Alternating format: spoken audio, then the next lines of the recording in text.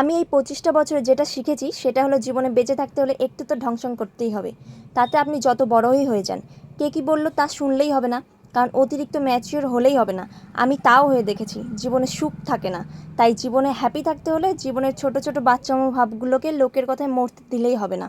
তাতে আমাদের নিজেদেরই কষ্ট হয়, আর কারো কিচ্ছু হয় না। জানেন তো, আজকে বরমশাইয়ের দাড়িগুলো দেখলাম বেশ পেকে গেছে, তাই ভাবলাম একটু সময় নিয়ে দাড়িগুলো পরিষ্কার করে দিই।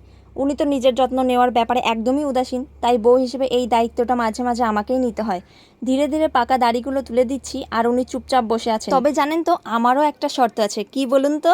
আমিই বলি, দাঁড়ান। আমি বলেছি কি, আর দাড়িগুলো তো আমি তুলে দেবো, কিন্তু তার বদলে আমাকে 100 টাকা দিতে হবে।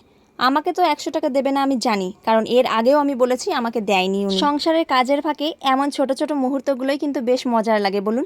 আপনার বাড়িতেও কি এমন হয় বরমশাই নিজের যত্ন নিতে ভুলে যান আর আপনাকেই সব করতে হয়? তবে এবার আসি, টাটা বাই।